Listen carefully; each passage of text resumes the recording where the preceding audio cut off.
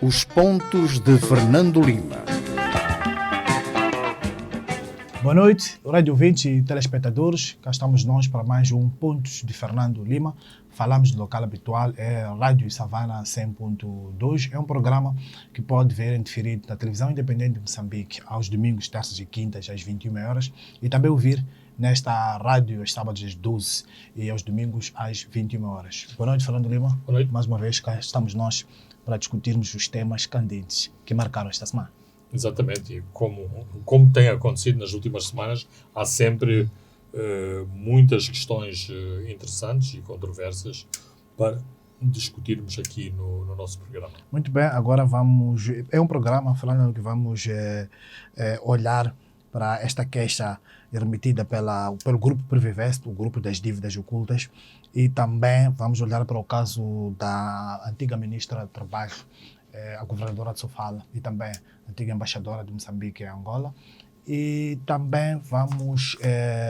hoje não vamos olhar para o IDAI, mas vamos olhar no seu facto de semana, quando discutirmos o facto do Hospital da Beira ainda não ter sido reparado, e vamos um pouco antecipar a ida da PGR ao Parlamento na próxima semana. Fernando Lima, o seu facto de semana é exatamente este: o Hospital da Beira ainda não foi reparado. Bem, nas últimas semanas temos sempre falado do IDAI, das suas consequências e daquilo que tem sido feito para mitigar, minimizar as consequências do IDAI. Então, eu não posso deixar de estar chocado que uma das principais unidades sanitárias de Moçambique, o Hospital Central da Beira, no Macuti, continue a sofrer quase dos mesmos problemas que aconteceram pós-ciclone. Ou seja, neste momento o hospital tem água, o hospital tem eletricidade, mas eu vi as imagens dos telhados do hospital, não foi feito qualquer trabalho de emergência nos telhados do hospital ou numa parte significativa dos telhados do hospital e, portanto, continua a chover dentro do hospital. Isto é revoltante e passa ao lado daquilo que deve ser um pouco a nossa compreensão sobre os problemas que instituições e pessoas estão a enfrentar na Beira. Um hospital cumpre uma função determinante, crucial, estratégica num centro urbano. Este hospital é responsável por salvar centenas de vidas todas as semanas. Com toda esta ajuda a chegar, quer-me parecer que é uma falta de prioridade não se arranjarem encerados para se cobrir provisoriamente o telhado do hospital e que enfermeiros, serventes e mesmo técnicos de medicina tenham que desviar-se das suas tarefas, que é atender os doentes, para fazerem faxinas a limpar a água dentro do hospital. A Beira é uma cidade portuária. A Beira tem duas instituições com um grande músculo, como sejam os Caminhos de Ferro, a Cornelda. Eu quero-me parecer que é um pouco falta de iniciativa que não existam estes meios para provisoriamente acudir ao hospital. Por outro lado, e no momento em que se discute se a prioridade deve ser a Beira ou deve ser a Catedral de Notre-Dame em Paris, onde é que estão todos estes beneficiários e estes novos milionários que se beneficiaram dos contratos com o Ministério da Saúde em termos de providenciar equipamentos e medicamentos? Acho que estava na altura de fazerem algumas contribuições de emergência para minorar o sofrimento não só dos trabalhadores do hospital, como dos utentes de uma das principais unidades sanitárias de Moçambique. Portanto, o meu tema da semana é diferente das outras semanas, mas não queria deixar de expressar a minha revolta por o que se está a passar no Hospital Central da Beira, um mês depois do ciclone ter acontecido. Muito bem, Fernando Lima, vamos ao nosso primeiro tema, é o grupo Privivest, que processa Moçambique, é o grupo que foi o cérebro desses escândalos das chamadas dívidas ocultas, intentou uma ação nos tribunais arbitrais europeus, Suíça e Paris, por entender que Moçambique violou os contratos de fornecimento e pede uma indenização de 200 milhões de dólares. Fernando Lima, não é um comportamento ilícito da Privivest que tem custado a Moçambique bilhões de dólares e a colocar os países na lama? Bem, quando eu tomei conhecimento desta notícia, embora acho que é uma reação lógica, eu não sabia se havia de rir ou se havia de chorar. Ora, uma companhia que tem uma parte dos seus executivos, incluindo os transfugas que se mudaram do Credit Suisse para trabalhar para a Privinvest, decorrente de todas as manigâncias que foram operados neste negócio com Moçambique. Uma parte destes indivíduos está a ser procurado pela justiça norte-americana. O Estado moçambicano tem razões de sobra para se queixar, não por os motivos que agora toda a gente fala, mas de outras coisas que ainda não sabemos qual vai ser o desfecho, nomeadamente a questão da sobrefaturação. Será, de facto, que cada um daqueles atoneiros custa o valor que dizem que custou os mais de 100 milhões de dólares cada um, quando o relatório da Kroll diz que aquilo deveria ter custado qualquer coisa como um décimo daquele valor. Daquele valor. Portanto, agora, isto estamos a ver as coisas ao nível de opinião, ao nível digamos, de reação que uma ação desta natureza tem como pano de fundo. Porque, anteriormente, o governo de Moçambique, através da Procuradoria, também intentou uma ação contra a Privinvest e contra as empresas associadas. Portanto, nestes processos é normal, exatamente, começar um pouco esta dança em que os maiores beneficiados, em última análise, acabam de ser os grandes escritórios de advogados, porque estas ações envolvem sempre quantias astronómicas, porque muitas vezes têm como base os próprios contratos assinados e, portanto, também os escritórios de advogados cobram grandes somas de dinheiro para assistir as partes que estão a intentar estas ações. Portanto, não me quero parecer, e ao contrário do que eu vi na opinião pública, que coitado do Estado moçambicano vai ter que pagar 200 milhões. Não, a ação da Privinvest vale o que vale. A ação de Moçambique tem os seus méritos, os seus prós e os contras. Vai ser lavada muita roupa suja, inclusivamente as testemunhas a serem arroladas. Se calhar vamos saber muito mais detalhes sobre estes negócios com estas duas ações, mas elas valem o que valem. Mas isto, Fernando, pode ser visto como uma espécie de retaliação da própria Privivest, pelo facto da Procuradoria-Geral da República também ter processado o grupo e as suas associadas e também é um dos ângulos. Ou seja, durante todo este processo, o que é que se passou?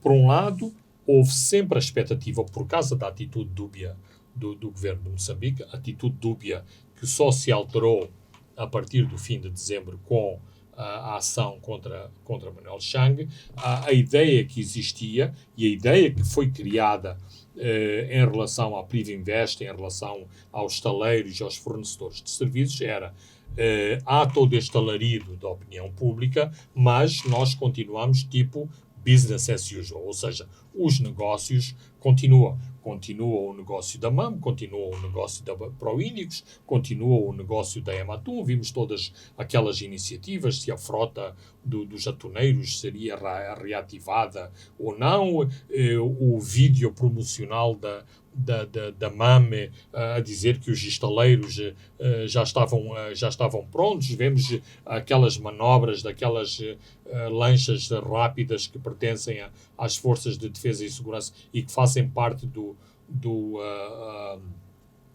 portfólio da ProIndicus. Portanto, nos bastidores, o negócio continuou, e isto também criou esta sensação de que, não obstante o alarido público, Moçambique estava a honrar os seus compromissos. Ora, a partir desta situação criada em dezembro e depois de uma ação mais agressiva do governo de Moçambique em processar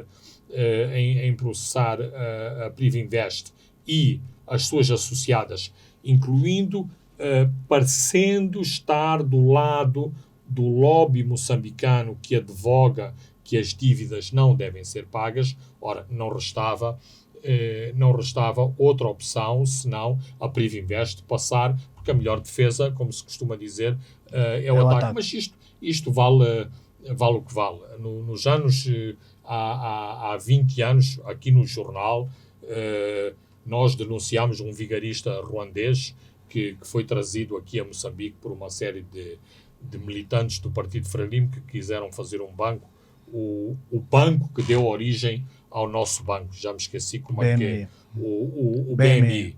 Então, nós denunciámos este senhor como um grande vigarista, um vigarista internacional, e uma semana depois tínhamos aqui uma equipa de advogados belgas com uma proeminente advogada moçambicana, deste tipo de advogados, dos Nini Satares e companhia, sempre à procura de como é que se diz, de avanças chorudas, e estavam a pedir ao jornal $1 milhão por difamação. E a contrapartida do $1 milhão é que nós pedíssemos desculpa ao Sr. Caliza. E nós dissemos, bem, talvez o Sr. Caliza terá que pedir desculpa ao governo da República Democrática do Congo, ao governo americano e às Nações Unidas, porque todas estas instituições têm processos contra o Sr. Caliza. Ora, claro que é difícil num pequeno jornal e numa pequena organização como nós somos enfrentar uma ação de $1 milhão, mas no fim do dia os advogados belgas meteram-se no avião e regressaram a Bruxelas, e o Sr. Caliza Matos nunca recebeu $1 milhão do Savana e acabou numa prisão em Kigali, porque afinal também havia uma fraude num banco que ele tinha sido gestor em Kigali. Portanto, nestas coisas às vezes é preciso enfrentar os processos com sangue frio e ficarmos calmos, porque os advogados têm toda uma linguagem que nos procura amedrontar, intimidar, e as coisas não são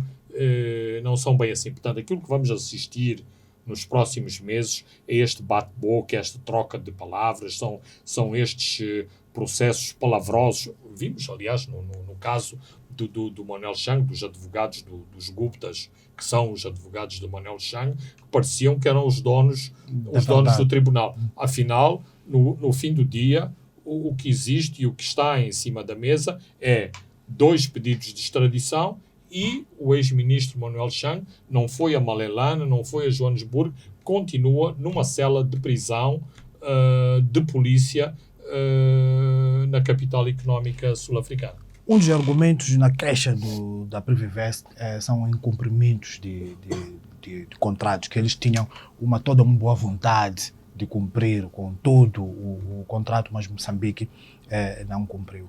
No passado recente, aqui em Moçambique, os advogados das 3 empresas, Proindicus, Gematu e MAM, escreveram uma carta a acusar o governo de Nunes de ter sabotado estas empresas, que não deixaram essas empresas andar.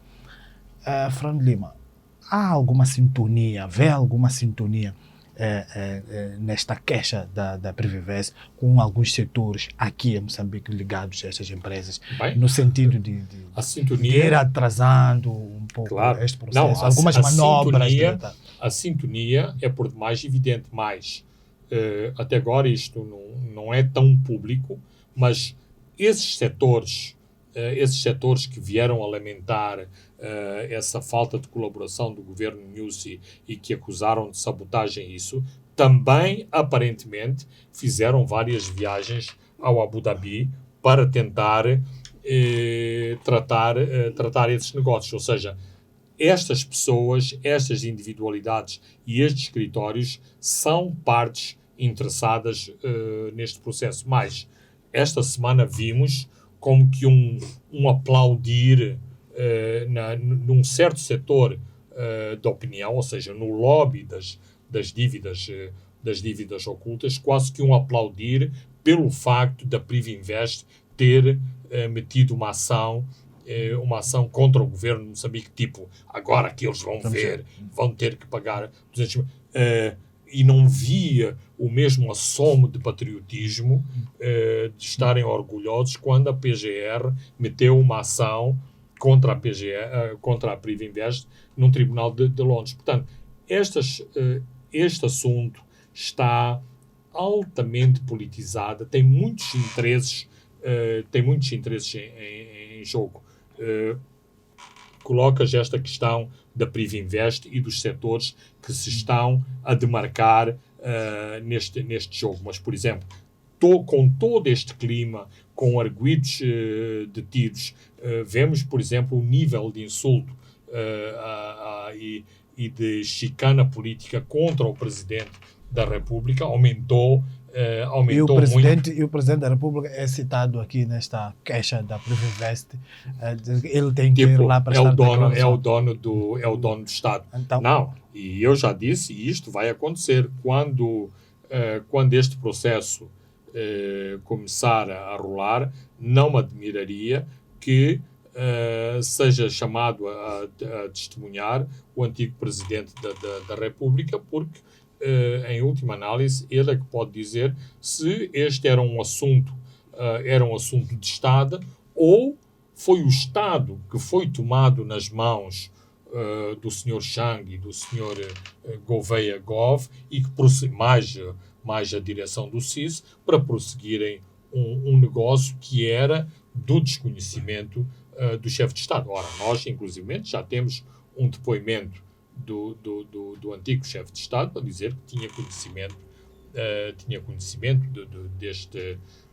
deste plano de segurança estratégica. Portanto, ainda vamos ver outro protagonismo de outras figuras em relação a este assunto, que é um assunto que está extremamente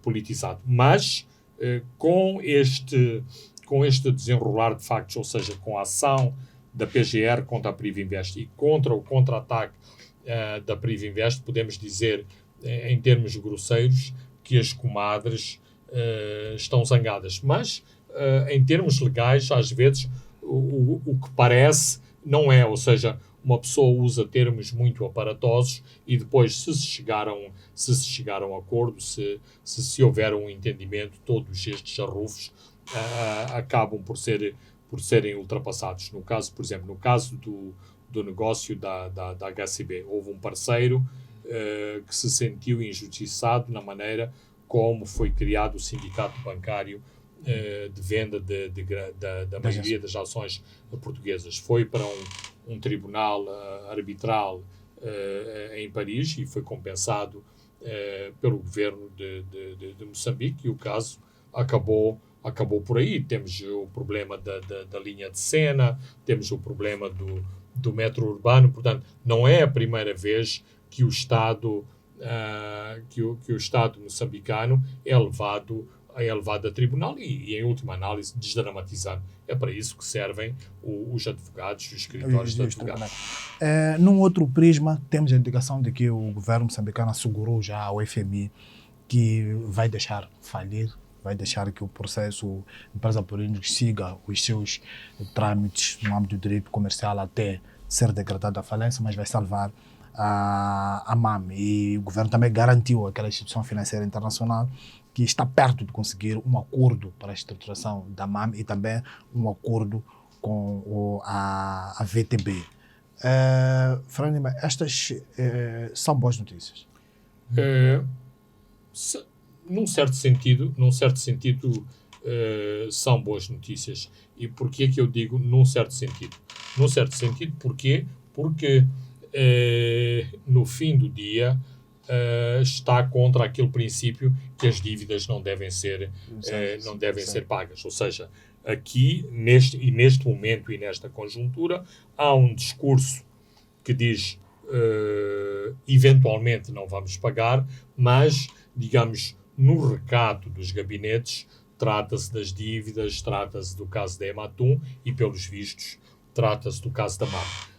A notícia que esta semana é revelada pela Zitamar é uma nuance daquilo que o Savana já tinha dito antes, ou seja, que havia negociações com entidades russas no sentido da reestruturação da dívida. Ora, aquilo que a Zitamar diz não se trata da reestruturação completa da dívida, portanto, grosso modo, nós falamos sempre de 2,2 mil milhões de dólares. Mil milhões de dólares. Na prática é menos, mas na prática também é mais. Ou seja, se depois lhe formos somar os juros da reestruturação da dívida, eventualmente é muito mais do que os 2,2 mil milhões de dólares. Portanto, aquilo que a Zitamar está a dizer está de lado a Ematum, está de lado a Proíndicos,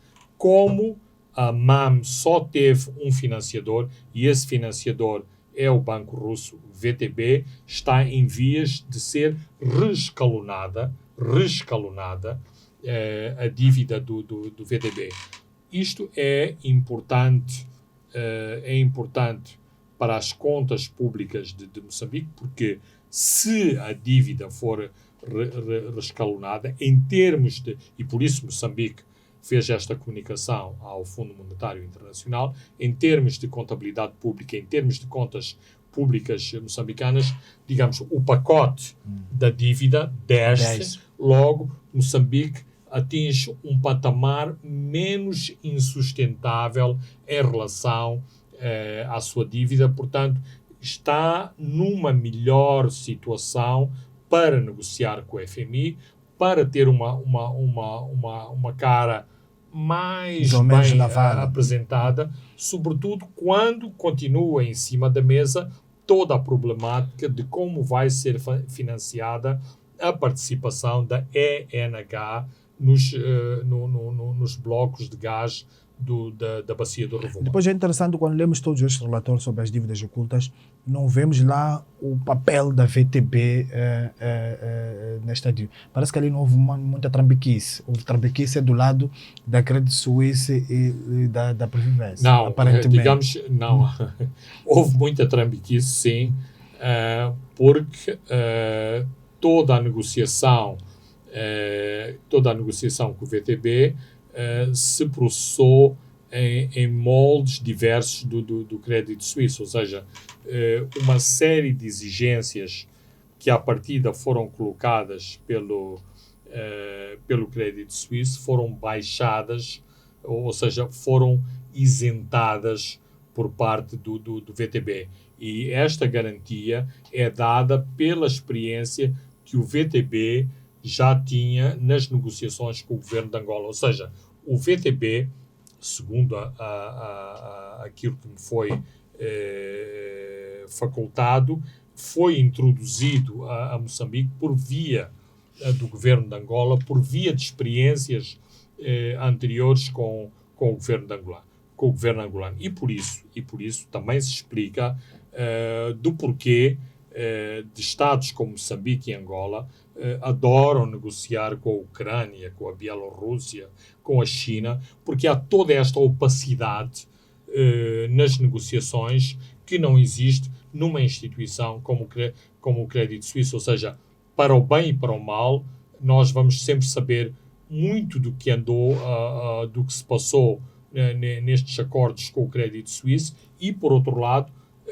nunca saberemos de determinados aspectos de negócios com o VTB, com o Exim Bank da China, exatamente porque, digamos, as regras do jogo são completamente diferentes e por isso não só Moçambique e Angola, mas a maior parte dos governos africanos se sentem extremamente confortáveis em negociar, Sim, nunca vamos saber, com a China. nunca vamos saber das prováveis comissões da ponte sobre Catembe, E sabemos, circular. e sabemos que existem comissões em quase todos os contratos dos chineses. E sabemos que existem luvas até na fase inicial, antes de haver a contratualização de determinados acordos, e os chineses jogam muito forte nessa área. E não sou eu que o digo, falo de experiências de individualidades moçambicanas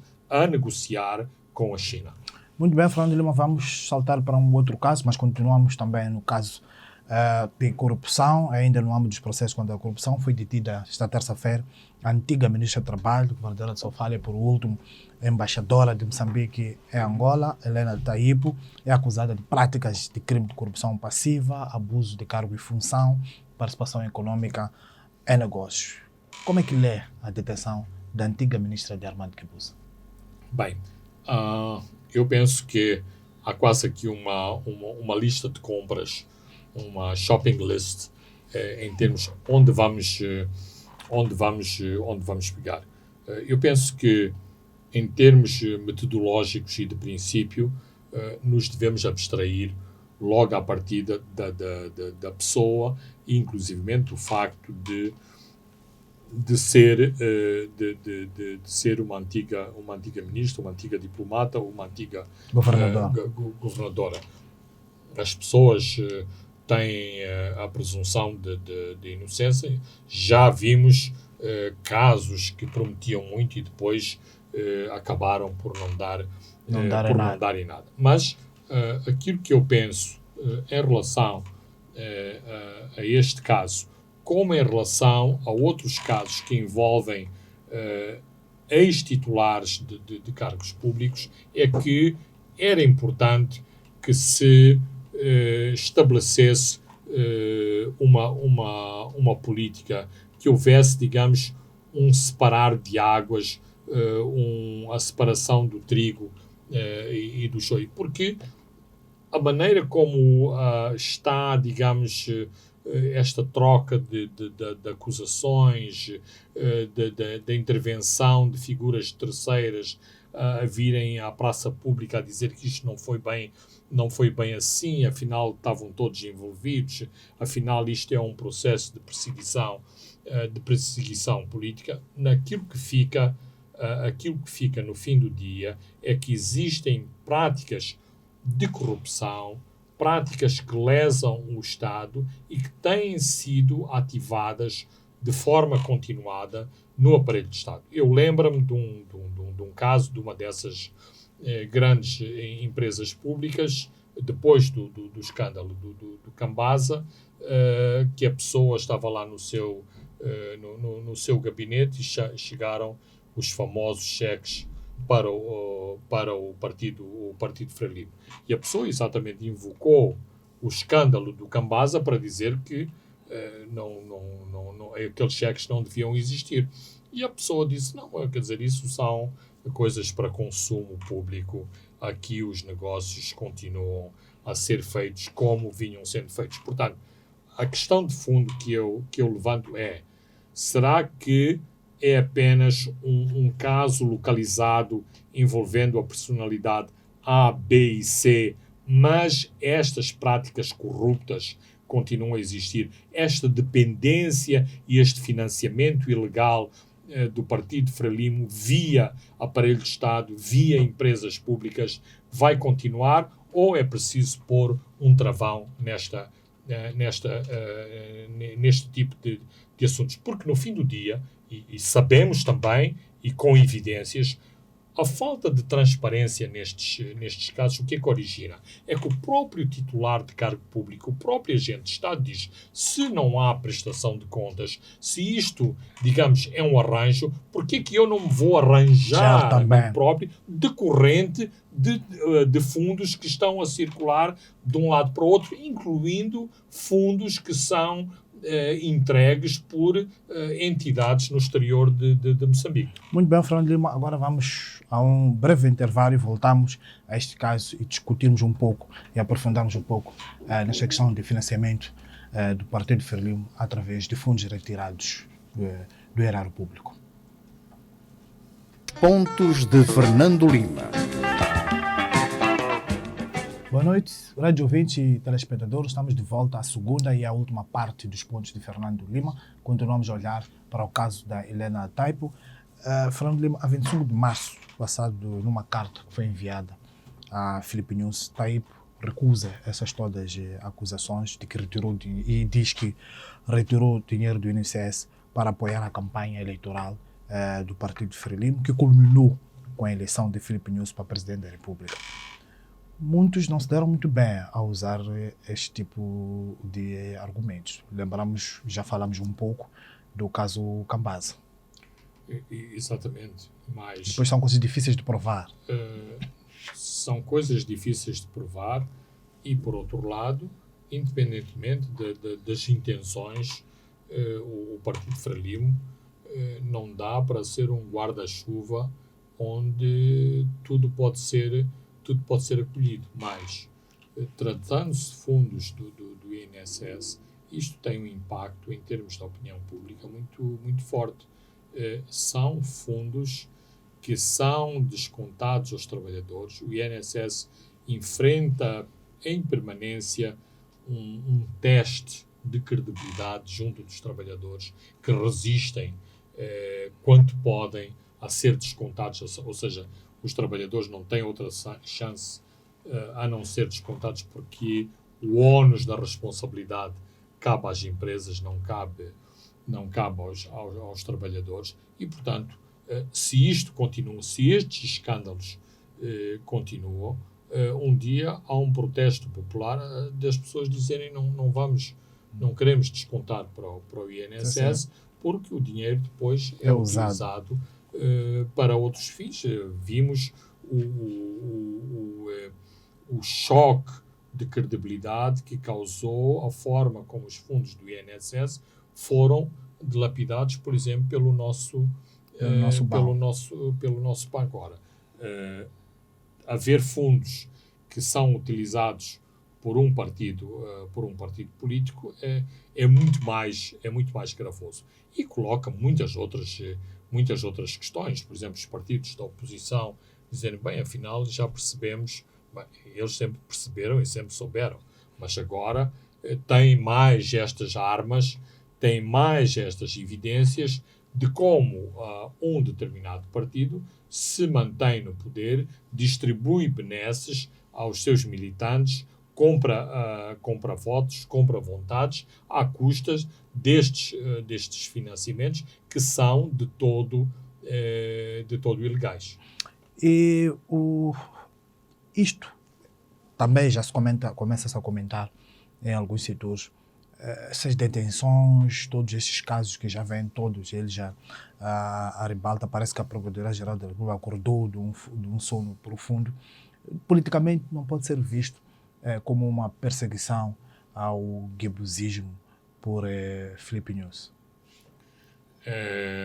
Penso que na prática e em termos de propaganda política, este tipo de diapasão já está a ser utilizado. Portanto, a continuar esta campanha e nestes termos, e se as acusações não forem bem fundamentadas, não forem sustentadas, se o elemento de humilhação estiver muito presente, claro que aquilo que salta para a opinião pública ou para os detratores do atual presidente é que não se está num processo de credibilização da função pública e da atividade governativa, está-se num processo de perseguição a pessoas e de perseguição a uma presidência. E aqui começa a entrar-se num campo muito perigoso. Vamos dizer que, ou vamos assumir que os índices de popularidade de Armando Guebuza, sobretudo depois do escândalo das dívidas ocultas, não são muito bons. Ora, através de uma ação mal planeada e que pode mostrar que há uma clara tentação de perseguir politicamente Guebuza sem o visar diretamente, isto pode também facilmente transformar Guebuza numa vítima.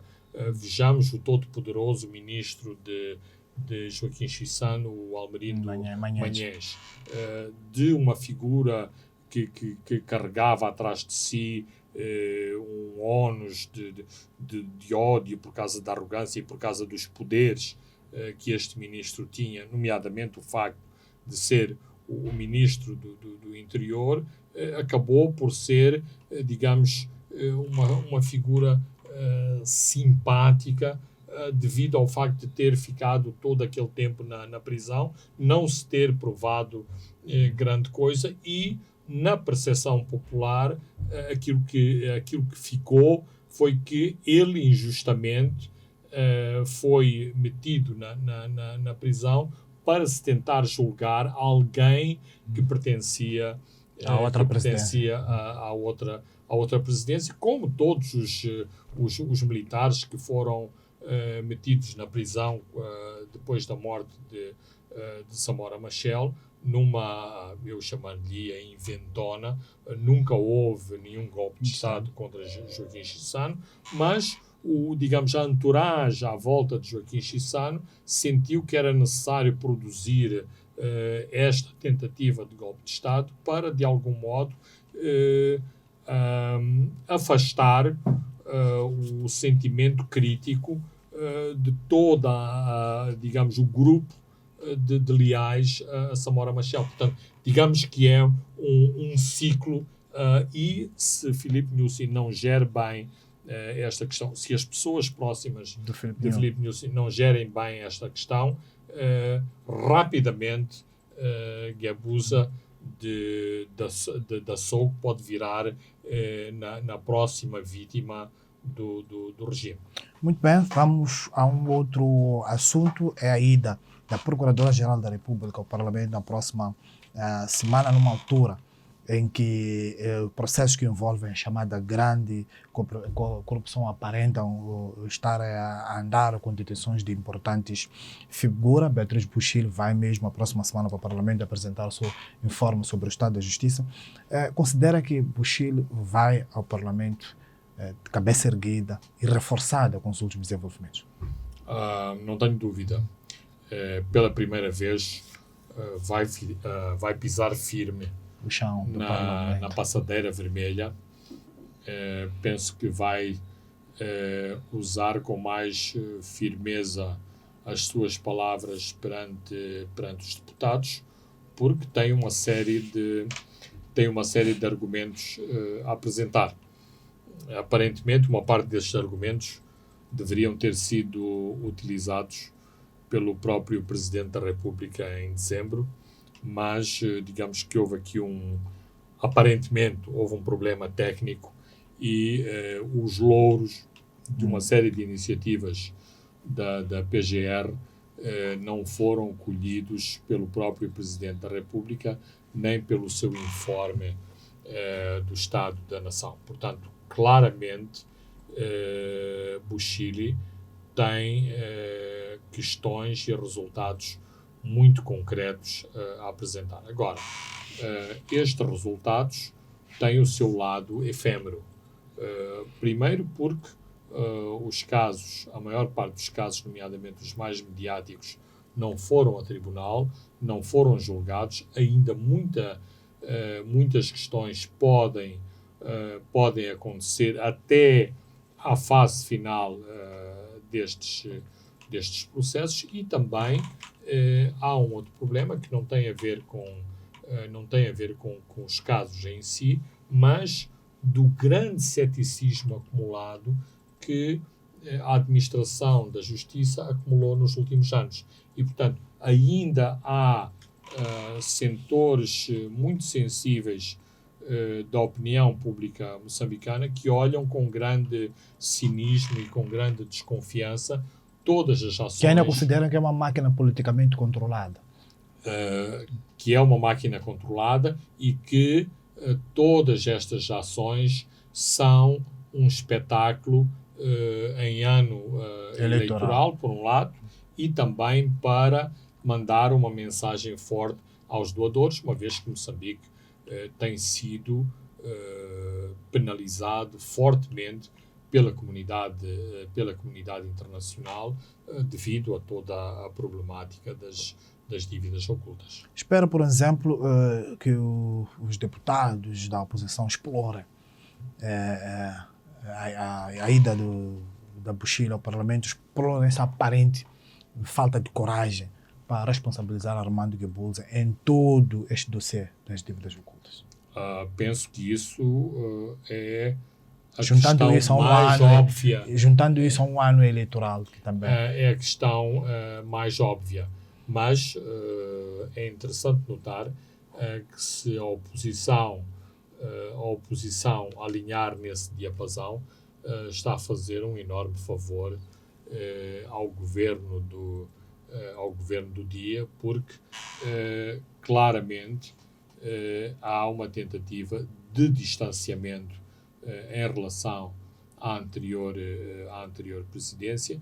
Há clivagens muito fortes e desde que o atual governo e a Procuradoria não se dissocia totalmente do governo, desde que a Procuradoria decidiu por esta via, decorrente daquilo que aconteceu ao ministro Chang, digamos que todos os setores desembainharam as suas armas e estamos num momento difícil de confrontação.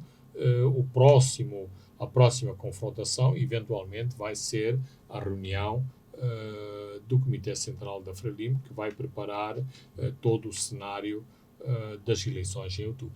Vamos agora mesmo para tocar um pouco de leve este assunto do Comitê Central da Frelimo, olhando um pouco também para o dossiê Samora Machel Júnior. Estamos às portas dessa reunião do partido governamental e está quente este dossiê avaliado pelos elementos e documentos que vão saindo cá para fora. Há um processo, é preciso recordar que há um processo que está a correr contra Samora Machel Júnior no Comitê de Verificação do partido, decorrente do facto de Samora Machel Júnior está a ser acusado de violação dos estatutos por ter se candidatado pela ajuda nas últimas eleições ao TAP. E uma das recomendações do Comitê de Verificação é a expulsão de Samora Machel Júnior do partido Frelimo. Já havíamos tocado um pouco esse assunto em programas anteriores da perigosidade de expulsar o filho do primeiro presidente da República de Moçambique. Bem, eu duvido que isso possa acontecer e que as posições se possam extremar a esse ponto. Mas, e sem ser repetitivo, claramente Samora Machel Júnior escolheu como melhor defesa o ataque. E isto, por outro lado, também mostra que, não obstante sermos uma democracia imperfeita, que há o mínimo de democracia, mesmo no interior do Partido Frelimo, que é possível trocar argumentos muito fortes, argumentos fraturantes, sem que haja, para já, sem que haja mortos e atentados e coisas, e, portanto, crimes de sangue, como aconteceu no passado, mesmo no interior do próprio Partido Frelimo. Por exemplo, Samora Machel Júnior, que já não é, apesar de ser sempre catalogado como um jovem, já não é tão jovem assim, tem certamente na memória o consulado do seu pai, em que não era, portanto, todas estas questões daquilo que consideramos como liberdades individuais e direitos humanos, não era não era como os concebemos hoje, mas no tempo do seu pai, duvido que alguém poderia fazer uma carta ao partido nos termos em que ele, sem daí extrair consequências e consequências das mais gravosas. Portanto, assistem direitos a Samora Machel na forma grosseira como todo o seu processo de exclusão foi conduzido, mas, por outro lado, é preciso ver estas coisas em todos os seus ângulos, que, no fim do dia, é um excelente exercício de democracia no seio da própria Frelimo. E, Samora Machel Júnior não está sozinho, não é um franco atirador que está a desafiar a atual direção da Frelimo. Isto mostra o mal-estar de determinados setores.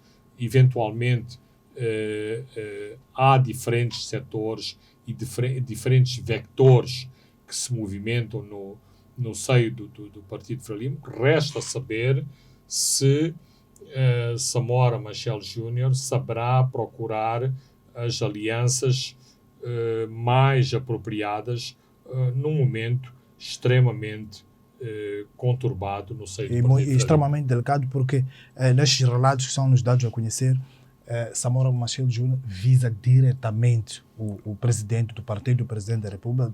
É ele que está a transformar o partido numa vontade de poucos e também numa formação antidemocrática. Fernando, isto não é... e também a transformar o partido de um regime de pensamento único, de um regime autocrático. Isto não é muito perigoso para Frelimo num ano eleitoral e que também tem as dívidas ocultas nas costas e tem um comitê central à porta? Absolutamente. Por isso que eu estava a tentar ser diplomático quando estava a tentar explicar essa conjuntura. Ou seja, explicando de outra maneira, será mesmo que Filipe Nyusi é este ditador, é este autocrata, não permite a discussão, existe o pensamento único? Ou uma acusação desta natureza é dar munições a outros setores, esses sim, autocráticos, antidemocráticos e coartores das liberdades individuais e que se podem aproveitar deste discurso crítico de Samora Machel Júnior. Portanto, aqui, chegados a esta conjuntura, pessoalmente, acho que é preciso saber jogar politicamente e saber de que lado se está para defender, no fim do dia, para defender a democracia, para defender um país diferente, exatamente um país em que não exista pensamento único, em que não existam perseguições individuais, em que todas as pessoas se possam expressar livremente. Portanto, isto são escolhas que Samora Machel tem que fazer para saber de que lado está e se o alvo, se o melhor alvo a atingir nesta sua confrontação com a direção do partido é de facto o atual presidente do seu partido. E ainda pede o impensável, a suspensão de Filipe Nyusi. Mais uma vez, o limite é o céu. Portanto, acho que Samora Machel vai para o jackpot, e isto consubstancia um pensamento que Samora Machel Júnior vem em desenvolvimento ao longo do último ano. Ou seja, que a Frelimo não é reformável por dentro, que a Frelimo bateu no fundo e ou se muda radicalmente esse partido ou não há qualquer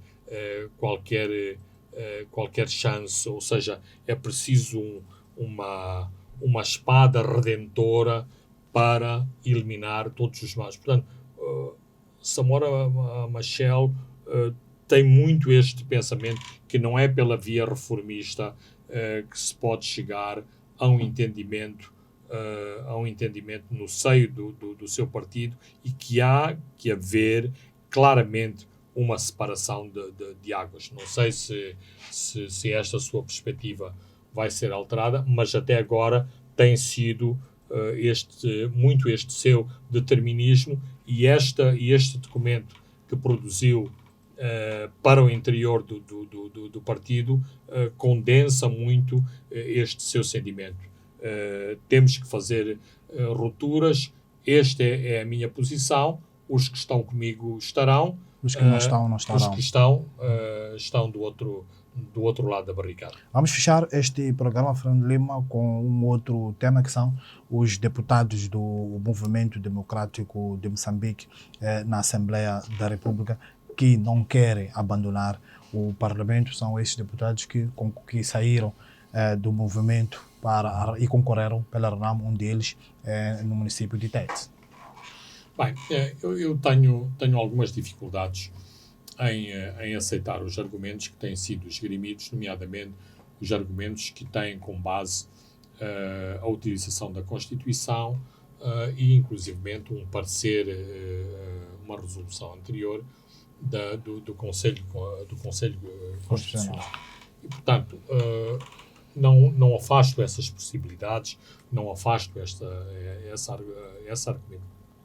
argumentação, inclusivamente deputados que têm utilizado essa argumentação me parecem bastante honestos na forma como têm abordado. Agora, a questão de fundo são questões que ultrapassam muito aquilo que está plasmado na lei. Eu não posso estar num partido em que eu não me sinto bem, nesse partido. Então, eu estou nesse grupo parlamentar apenas porque no fim do mês recebo ordenado, porque a minha presença no Parlamento está a contar para a minha eventual reforma. Portanto, as pessoas, quando aderem aos partidos e estão no Parlamento, estão a defender as suas convicções. Mas no sistema parlamentar moçambicano, o sistema de listas, as pessoas foram eleitas pelo voto popular, mas foram eleitas em lista. Portanto, se esta pessoa está num determinado partido e está numa determinada bancada,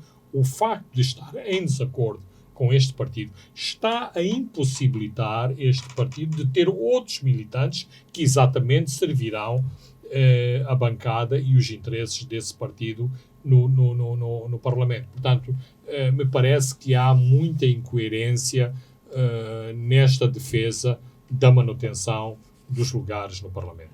Muito bem, Fernando Lima, chegamos ao fim de mais um programa onde olhamos para este caso do Grupo Privivest que processa Moçambique, o caso da antiga ministra do Trabalho, Helena Taipo, e também tentamos antecipar um pouco a ida da Procuradoria-Geral da República ao Parlamento na próxima semana. Eu sou Francisco Carmona, André dos Santos esteve na parte técnica. Boa noite, até de hoje há 7 dias. Pontos de Fernando Lima.